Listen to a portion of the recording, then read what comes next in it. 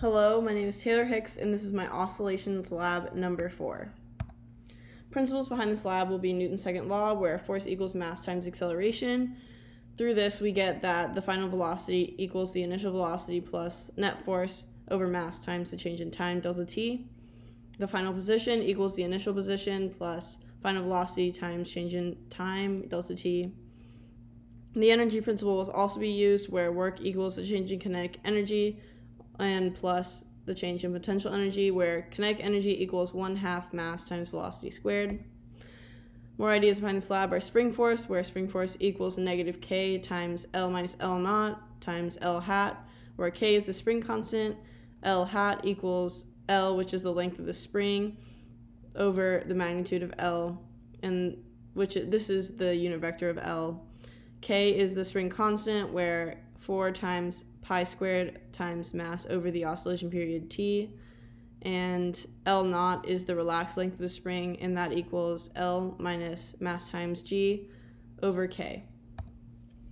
To begin this, I analyzed the provided video using the tracker application. Here I was able to use the point mass tool to track the motion of the object. I then copied and pasted these data points into a CSV file, which I then used to properly run my GlowScript code, which will be shown in the following slides.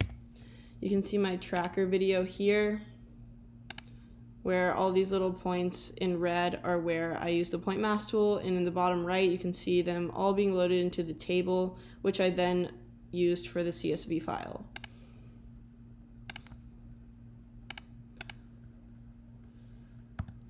So initial values that I was able to establish based on all this information: mass was given, it was 0.402 kilograms.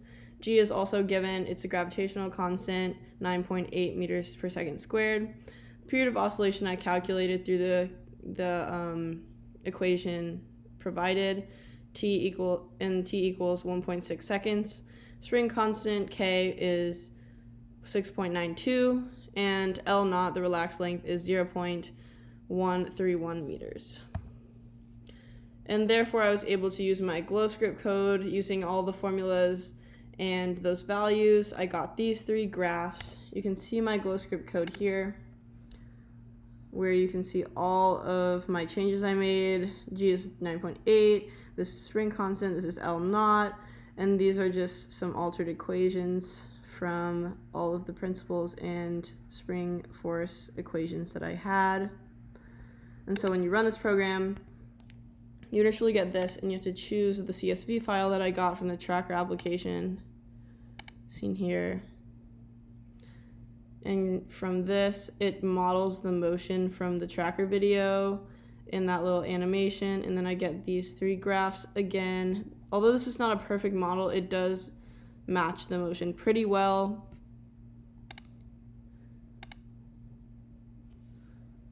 And so for your model system, is the energy principle satisfied? And justify your answers by briefly discussing your plots of energy changes. In this model, the energy principle is justified. This is seen through the lines of code that are taken from the energy principle, such as calculating K and U of the system. As the spring stretches and compresses, potential and kinetic energies are constantly shifting to match this motion. This is seen in the tracker video and in my GlowScript model. And another follow-up question: using the data that you obtained in tracker, make 2 separate estimates of the oscillation periods. First, by estimating the period of oscillation from the X position data, and second, by estimating the period of oscillation from the Y position data, and then compare the 2 estimates and discuss.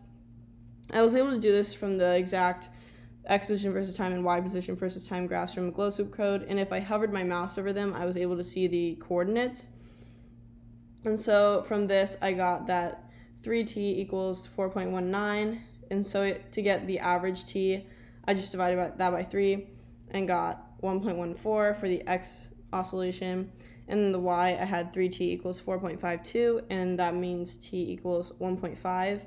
Therefore, by calculating the oscillation periods of both the X position and Y positions from the GlowScript graphs, it is clear that the system oscillates at a similar rate in the X direction as the Y direction. And a possible explanation for this could be that the system was swung from a particular X direction, as well as being released from the extended length L on the spring. And this is seen in the video in the beginning. Therefore, the system moves back and forth, as well as up and down, oscillating in both X and Y directions. Thank you.